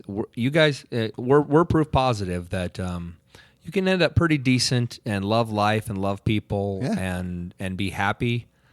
I mean, I know I use the word blessed and joy a lot, but those are the two things I really kind of thrive on. I just want to be happy. I mean, I love coming here every week because I get to see you, even with the silliness of yesterday and dropping the ball and realizing I totally blew it up. The fact is, man, I was really excited that I had to come back today because I live 40 miles from here. I know you do, and you really schlep around, man. You do. You come over the mountain. Yeah, and so I was like, I don't know. My wife goes, "What are you doing today?" And I'm like, "Well, I kind of got to fix this thing because I blew it up with Spike." She's like, "Oh, that's right." And she goes, "Well, have fun." And I was like, "I'm gonna." Me too. You know, I really love this. So I'm really happy you're going on.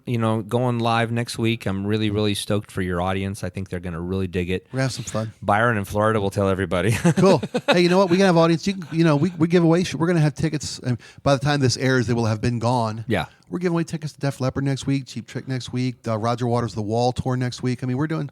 They want me to. They're giving us a lot, and we're going to do it in fun ways. And we're not going to ever take the ninth caller for any fucking thing. I thought it would be funny. I hope they let me do this when this airs. We'll know if they have or not. I want to get a one-arm bandit in here to win Def Leppard tickets. Great idea.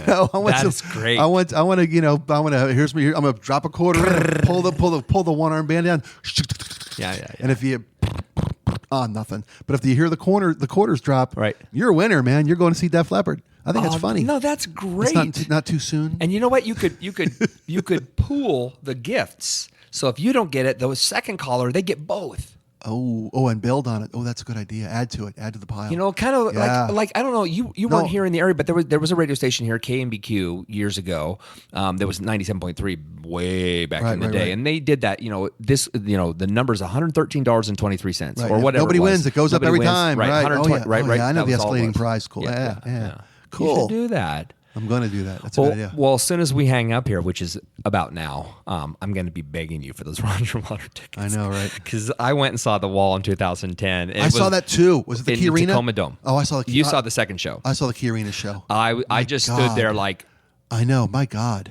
I've never heard a louder concert in my life, and at the same But time, to the perfection. To the perfection. clearest sound I've ever heard. Oh my God. I've never heard a 5.1 concert before where I heard sound coming Yeah. from over there and Right. the stage is up there. Yeah. I mean, it was he did it. madness. And I was always bummed that Waters and Pink Floyd couldn't get their shit together. Yeah. You know, but and I've seen Pink Floyd without Roger Waters. Yeah. You know, And and it now, was like, eh, it was okay. it was I liked good, but it was wasn't okay. like, But bleh. Yeah. but that's to be fair too. Putting on a concert is one thing. Putting on the wall. Yeah. That's I mean, Pink Floyd without Roger Waters didn't have the material to draw from, and that's saying a lot because the Pink Floyd catalog is Extraordinary. earth changing. It's Yeah, life changing. It's yeah. earth shattering. It's great, one of great, they're one of great. the top 5 bands Absolutely. of all time. But the wall, the story. And if you don't think so, you're an idiot. the story and the music of the wall in total Yeah.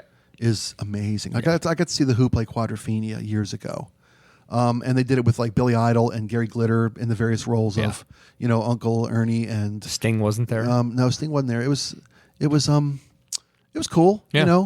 and I had fun. But it's not the it wasn't wall. the wall. I mean, because once you got the voice of Roger Waters, you got it all. Well, and it was reinvented for today, right? The the story. story. Like Yeah. When they did the Thin Ice, Yeah, and, I mean, yeah. and, It you was know, brilliant. the stories all of a sudden were played into Iraq and Afghanistan and the terrorism faces and of the faces. of Oh the my fallen. God, I was crying I know. in the second song. I know, right? It was Crying. amazing. It just touched my heart. It showed Neda, the Iranian girl who was Yeah. killed on the Yeah. video, and you Yeah. see oh my God, I know. it was It's just brilliant. phenomenal, Yep. phenomenal. And they floated the pig because you Yeah. gotta. He was right Awesome. above me. but he was in Nazi gear. Yeah, or yeah, hammer gear. something. Yeah, freaking cool. Well, thank you for helping me make up today. I think I'm going to add. Yesterday we did about 15 minutes. I think I'm going to add that on the front end. really, that poison? I spit out the poison Okay, yesterday. so here's what I'll do. I'm going to warn everybody. Okay. I'm going to actually drop it in at the end, and Do people that. can hear us complain if they I want. literally had to spit out the poison yesterday, man. It was I'll do that after the outro music. But So I if think- anybody but wants I to listen to the think, last yeah, 15 minutes, there those, it is. those hidden tracks. Yeah, the hidden track. But you know what, though? That's why I'm so. When I said earlier in this podcast that there was proof of God. Yeah. That yesterday's accident happened because this was a much better endeavor from us because we got to yesterday. Right. First off, get a little rhythm going and spit out the poison. Yeah. So I wasn't talking to it through a mouthful of There's shit. more estrogen today, a little less testosterone. Well, I don't want to be gender specific, but you misogynistic mofo. Anyway, buddy, I love you. I love you too. I'm optimistic about this podcast and about us moving forward. Yeah, I'm optimistic about this and your show and this And a country. Trump America? This country, no Are matter you? what, yeah, I'm just going to shut up now.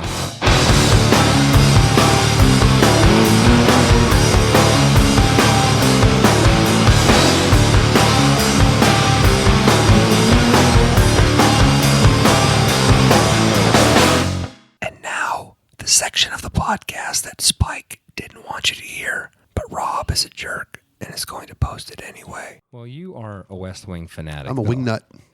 So I you was really the- would vote for Martin Sheen if I you would vote were- for Martin. Well, I'd vote for fucking famous Amos before I'd vote for Donald Trump at this point. Well, so it's a little late. no, it's not. It's really not. Really? You know, it's funny. I don't want to go I don't want to go down that No, road. we have to. That We have rabbit to hole again. continue. The willingness to disregard warning signs by the Republican-controlled Congress is horrific and terrifying. I.e., a lack of vetting of nominees to the cabinet of to the various positions of the Trump administration, the failure to comply with complete disclosures from all the different personnel that he's nominated for this cabinet. And the Senate. I'm watching these hearings, and we want the same considerations Obama's nominees were given, in 08 or 012 when they sailed through confirmation. Right. Well, those people had all completed thorough background checks and been completely vetted. Huh. When you go in and ask the Senate committee on whatever it is to vet your nominee for Treasury Secretary, Health and Human Services, or Right. Education Secretary, whatever it might be. And these folks haven't divested themselves from their business interests, which No. present clear and constitutionally illegal conflicts. how that's okay. Right. For these people, they're It's an extraordinary fine. set of circumstances. They're fine with that because they've got control of all three houses, and whatever they want to do, they're going to fucking do. Yeah, they've got the triumvirate. votes to do it. Yeah. It's just the willingness with which to disregard these conflicts.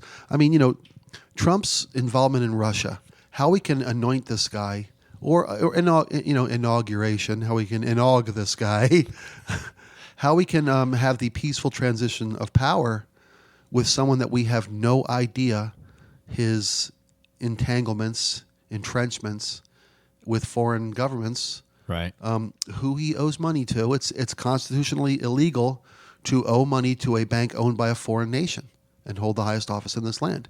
It's illegal to do that. It's a violation of the Constitution. I did not know this. And we don't know if he does or not because he won't divulge his investment. Right, he won't his divulge holdings. his holdings. I mean, and they're fine with that. They roasted Hillary Clinton on an open fire because there were allegations that her pay for play in her foundation. This guy gets $200 million from Betty DeVos's family, and now she's going to be the education secretary. Right. I don't know if you saw any of that hearing, but the woman is unfit. No, I only heard about it. I don't, going back to the 9,000th time that I don't have TV, but I dude, I run screaming from politics. I mean, honestly, I think it's great that you and I get together because you inform me. My uncle will probably say, "Oh, you're being informed by a liberal junkie." Well, but I may be a I liberal am junkie, but you've taught me a lot. When the nominee for Treasury, for the head of Health and Human Services, has made it his professional ambition to eliminate the safety net, to privatize Medicare and Medicaid. The people that voted for this guy are the ones who are going to get fucked. Yeah. I'm fine. I've got insurance. I pay a shitload of taxes. Yeah. I pay, I've got dental, I've got vision, I've got health care. I don't care. I got it. I don't care. It ain't affecting me. But the mass of Americans that rely on the federal government for assistance, for whatever reason, whether it's their own lack of ambition or the circumstances beyond their control, Yeah. the safety net's there for a reason. And it's a great safety net. When those are the people that are going to get screwed because they were, misinformed and bamboozled to the voting booth. I watch these clam dips on Facebook, and this guy, all the Russians did was expose Hillary's corruption. No, that's not at all what they did. They hacked into her emails and released embarrassing information about her, which is true. They Right. did, but not all the emails that were released were legitimate. What also they didn't. What blows me away about that whole experience, and to me it proves that there wasn't much there. In her emails? Yeah. Yeah. That wouldn't you, if you were, posting these emails because of that she's your enemy and you want to, Yeah. Whether you leak them slowly or you leak them quickly, you want to humble her with a Right. capital H, Yeah, right? yeah. So if all that stuff were true 100%, why wouldn't they have released it? I mean, they're not saving it for 4 years from now. She's never going to run again. Right. I don't know if I follow you. I mean, I guess what I'm just trying to say is they're not on her side, but I don't know. I'm just trying to say that exposing what the Russians were looking for, or if the Russians actually did it, yeah, there really wasn't much there. I guess is all I'm trying to say. well, there wasn't much there, but there was enough there for the Republican nominee to spend the last 10 days of the campaign on the stump repeatedly. Right. There's going to be indictments. Right. They found criminal activity, and spouting this venom to this election was decided by less than 700,000 people. Yeah. 130 million Less than people. 1%. 130 million people voted. Yeah. And the polls got it all wrong. Well, 10 days out, the polls were right where things were supposed to be.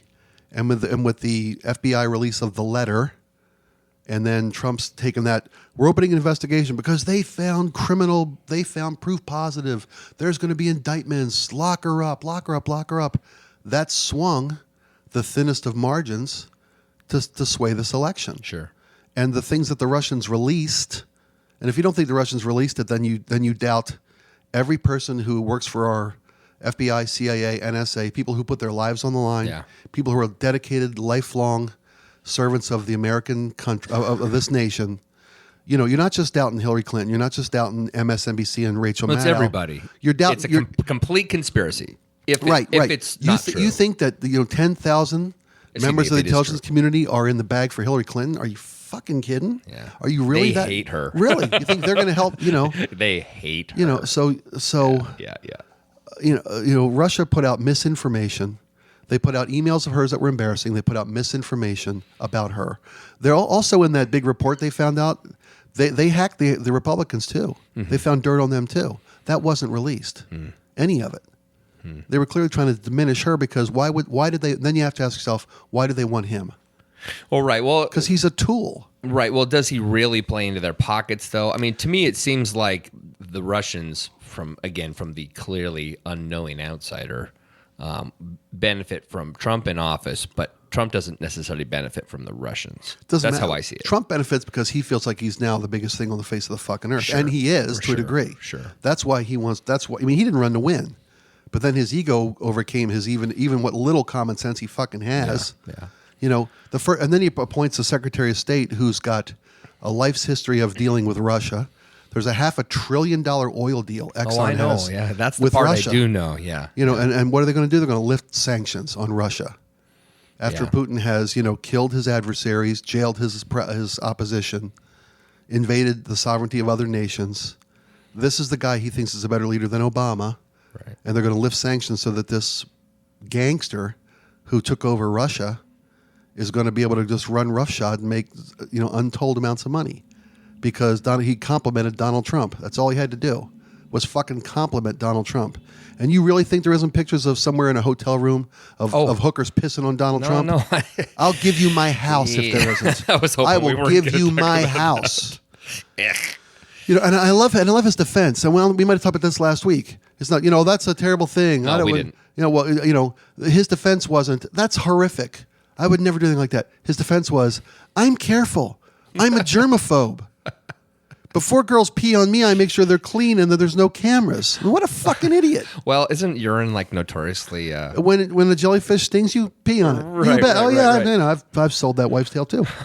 But I love it. People, it's sterile. But when people get on there and they say, well, all the Russians did was reveal her corruption. No, that's not what they did, you clam dips. There's that Pizzagate thing. That's in her emails too. Okay, so you really think that Hillary Clinton and her campaign manager ran a teenage sex slave ring out of the basement of a pizzeria? You really fucking think that? I saw something the other day. They finally admitted that, No, it's back. It's real. It was in the emails. Okay, two things you need to know. First off, where they had the basement of this pizzeria in Georgetown doesn't exist. The building doesn't have a fucking basement. It's a real easy find. It's like the Alamo doesn't have a basement. Dude, Pee Wee Herman, come on. Right. Your bike's not in the basement. Jesus, and you people, but they're so willing to believe anything that makes them feel like they're smart. Well, everybody wants their side to be right. Sadly.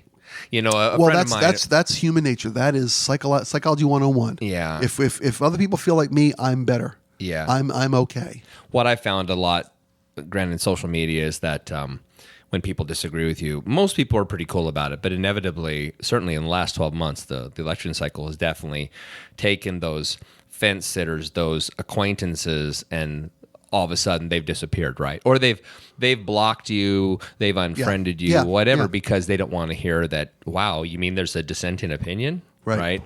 I love being with you because we do have, I wouldn't call it wildly divergent perspectives, but we do have, we're not on the exact same ball field, but we play fair, and plus you have a cold, so you're a little naughty today. Yeah, when the Sudafed kicks in fully, I fully intend to tell you where Hoffa's buried and who shot the Kennedys, and after all, it was you and me. And who killed Joey Pesci? Yeah, or Joe Pesci.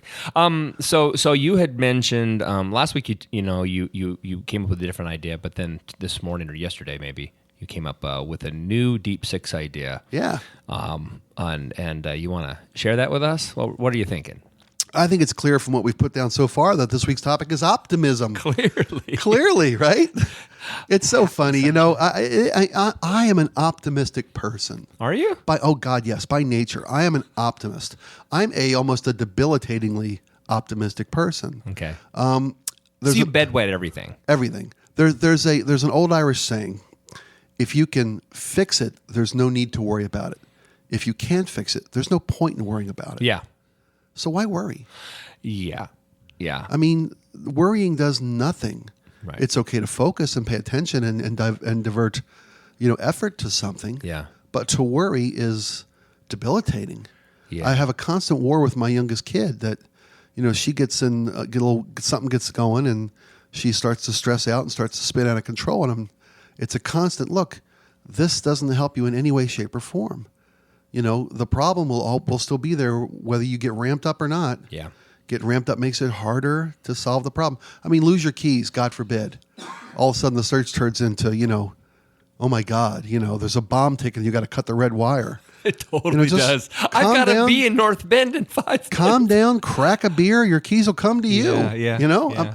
I'm an optimist. I really, really am. And I'm married to a worrier. Oh, yeah. So I think maybe I'm an optimist just out of marital survival. Yeah. It's just the yin and yang of trying to raise kids. Yeah. When one of them worries about everything, and I'm like, I'm Captain Sunshine. The wives are trying to bring us down. man. Well, that's Hi, honey. thank God.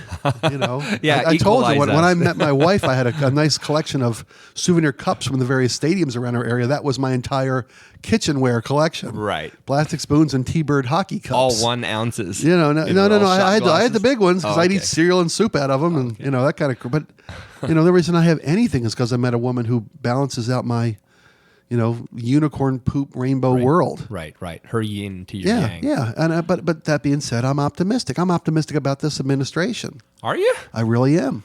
I'll tell you why. Oh, before you say. Okay. Because last week I said, I really want this to succeed. And you said, I really want him to I want fail. his policies to fail. And you want the entire cabinet. I mean, you want every one of those bastards when to you've fail. appointed a education secretary whose job, her goal, her entire career has been to draw funding away from public schools and fund charter schools. Oh, right.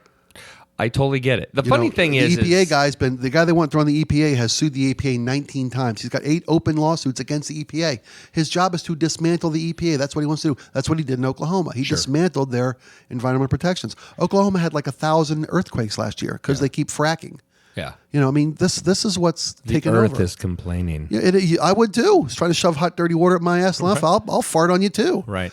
But I'm an optimist in so much that, okay, they got control of everything. Right.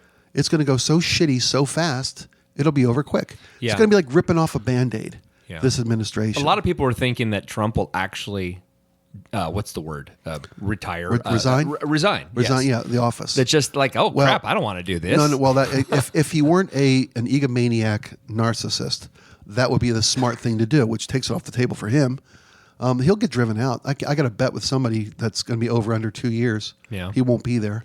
I had that same bet with somebody that O.J. Simpson would be murdered within a year of his acquittal. Oh, man. Did you lose some money on that one? I lost some serious Yeah. money on it. $100 actually. Yeah. I really actually did bet on that. And the truth is aren't you shocked that O.J. wasn't taken out by somebody who said bullshit?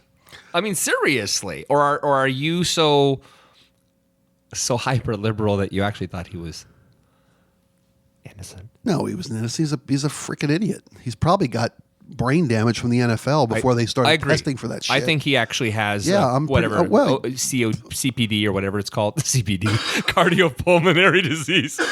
But no, he may has, well. That prison food's terrible for you. Yeah, but I think He's he got has brain the- trauma. He's yeah. got PTSD. Yeah. Absolutely. Yeah, I'm sure of it. All those guys got. I mean, that guy ran into bigger, heavier guys for 20-some years as a high school, college pro football player. You bet. Right, they're like legitimate pro wrestlers. Yeah, Right, they're injured all the time. I don't think OJ is innocent. God, no. I mean, there's your first example of, the system is the only thing that matters. It wasn't the guilt or innocent that mattered. Yeah. He had a legal team worth zillions, and he went up against the Magnificent Seven of public defense, or public prosecution. It was just ridiculous. The inverted It magnificent. was like the frickin' 71 Packers taking on a lingerie football team. Yeah. It's no, that ain't going to happen. Yeah, that's crazy. But I think that this administration will inflict a generation's worth of damage in 2 to 4 years. They will inflict so much damage on the environment, on the safety net, on wage inequality.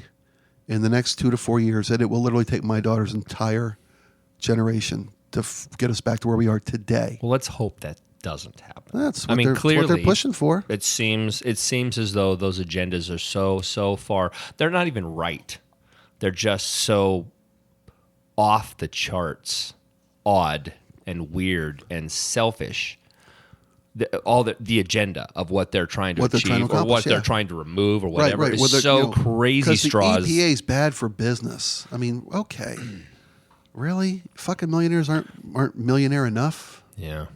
You know? I don't know. I know. When I said, let's talk about optimism. So this is probably where I'll cut in 17 and a half minutes later. Boom. Hey, everybody. Welcome to We're the optimistic. I just did the, did you just catch it? Okay. It's our secret code. So I had it's like audio winking. Well, I have this thing, and no matter how bad my day is, if I just go to bed and wake up tomorrow, I'm good. It's like it never happened. Oh, it's really cool. I'm not a big grudge guy. I think I was when I was 20, right? Yeah. Whatever, jealous grudges, etc. But when anyway, I always tend to wake up very positive. Back in 1998, my soon-to-be wife, my current girlfriend, I was in Japan with her, visiting her family. First time in Japan. And I love roller coasters. I don't know how much I shared this with you before, but you have, and I hate them. But that's cool. Oh my God. It's fine. Just love them. I can't stand it. Okay. Does it terrify you, or is it just? I get nauseous. Okay. I get motion sickness, and why would I want to feel like throwing up? No, I get it. Totally understand. Yeah. So I love them, and Japan. I'll watch senior citizen porn if I want to throw up. Oh, those wrinkles. Winkles. I actually want to go down that road now. Oh, Annette Haven, you give me joy. Hey, man, I told you before, Shirley Partridge. Shirley Jones was my first cognitive wood. Oh, my goodness. So I was in Japan, and we were in Nagoya, and I had never heard of this amusement park in the northern part of the country, but I really wanted to go, and my wife knew about it and said, "Hey, we're gonna, I'm gonna surprise you. We're gonna run up north towards Tokyo, and we're gonna go to this amusement park." And I'm the guy who's like, the moment you tell me we're gonna go to a killer restaurant, I'm like, I don't want to talk about any of the food. Right. I just start dreaming. You're about in the that, car, man. Right? You're the dog at the door with a leash in his mouth. Right. Let's go. The delectable sushi, the delectable steak, whatever it is you're taking me, it's burned in, and I can't unwind from it. So she tells me we're going to go to this amusement park. We've got to take the Shinkansen. I'm stoked because these are all new experiences for me. We go to the train station. Is Shinkansen some kind of drug? The Shinkansen is the bullet train. Oh, okay. Sorry. I thought you were going to take this. Take this. Yeah. The sky's going to turn a little green for you for a while, but then you'll come back home. Totally Shinkansen. I don't know. I don't know what that is. You could have said enema. I didn't know 200 what it was. miles an hour. Woo! So take the Shinkansen. So we go to the train station. We're there at 8 in the morning, and she walks up and says, "We want 2 tickets, to go to this place." And the guy, I swear to God, the guy says, "Well, this actually, from where we're coming from, it would take like 8 hours for us to get there." Ooh. And that didn't make a lot of sense to me. So I literally walked up and said to her, they need to fix this. Yeah. They've got to find a way. That can't be the only answer. Here's this country with this incredibly technically devised railroad system, and I'm telling them that they're wrong. Right. They can get me there in 2 hours. I see it on the map. They can get me there in 2 hours. And sure enough, there was no real practical way to get us there because of where we were located. I would have to take a train to here to go to here to go to here to go. It was crazy. Yeah. So we just stepped away from it because it was going to cost us. On top of that, it's going to cost us like $700 just to get there. Wow. Yeah. Because of all the transfers. Right. Excuse me. So I couldn't unwind from it. And we spent the rest of the day walking around Nagoya. I was just pissed off. Yeah. We ended up taking the train back to Kyoto, going to the apartment that we were staying at, and I went to bed like at 4:00 in the afternoon because I was so upset. Yeah. It's so dumb. It's so dumb. It's not even childish. It's like infantile. Yes. But I went to bed at 4 o'clock, and I woke up the next morning, and it was like it never happened. And Wow. yeah, I just wake up really So your positive. soul's like an Etch-a-Sketch. Yeah. You know? And because so I love, I knew I was going to see you today, so I was really stoked about that. Didn't know you were going to maybe make me sick, which totally sucks, but that's okay. But this morning I You had paid the $20, you get the tongue. Oh, baby. You know?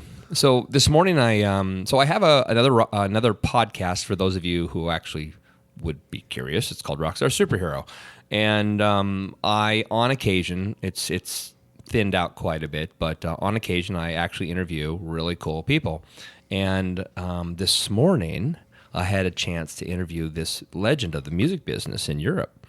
It was a British songwriter. His name is Jem Godfrey, and again in America. It's amazing how it works, right? Unless it's the Beatles or some pop pabble, we don't hear about what comes overseas. We just don't hear about it. Okay. But here's this guy who's the number 4 songwriter of all time in Europe. Okay. I mean, we're talking Elton John, Jem Godfrey, Wow. right? Sold millions of records. Okay. And nobody knows who he is. But I know who he is, and I really admire him. I love he has like 4 different bands, but he has this one band that's getting ready to go on this progressive rock cruise called Cruise to the Edge. Has Yes and I've heard about it. Has Yes in Kansas. It's Yeah. had big bands through the years, and anyway, his band is going to Cruise to the Edge next month. Nice. And I went on Twitter about a month ago. On Twitter, dude, I don't know the guy, and I just said, "Hey, Jem, I'd love to chat with you." He sends me a private message, and I said, I want to, interview you. And he said, sure, mate, anytime. It was that easy. It's simply that easy. Here's this guy. He's the number 4 songwriter in Europe of all time. So would I have heard of the songs that he has written? I apologize because I don't know that name. No, nobody does. How is he number 4 if he's written Because something I've never heard he's of? number 4 in Europe. In other words, people... I don't What know. do you write the Ein Prosit song at Oktoberfest? What do you... Name a. I can go on, Wikipedia. People, I'm sure, will look this up again and say like, "Oh crap, really? That's amazing." Okay. He's written songs because he's a songwriter. He's written hits for other artists? Okay, right? That's, I understand that Right, concept. like say somebody who does an American Idol sort of Right, thing. right. Well, I mean, did he write Angel of the Morning? Did he write, No, did he write... But he wrote songs I've never heard of, Okay. but that are huge sellers in Okay. Europe. Oh, So interesting. you got Elton John, Candle of the Wind, number 1, right? And then this other band, other guy, and then Jem Godfrey, number 4. That's awesome. That's pretty great. And his Writers band, make all the money. yeah, his band is amazing. Cool. He has a band called Frost, which sounds like Level 42. I love Level 42. Okay. You remember? You don't remember? I'm familiar. Okay. Anyway, great band, jazzy influence, progressive rock, very cool, killer vocals, love it. Anyway, I had a chance to talk with him this morning, and he was just lovely. Just everything you want when you talk to somebody you've never met. Just Interesting. they make it really pleasurable for you. They're no pretension, just really kind. I'm sitting there on Skype staring at him, just Oh, like shit. you and me. Cool. And so, am I an optimistic guy in general? Yeah.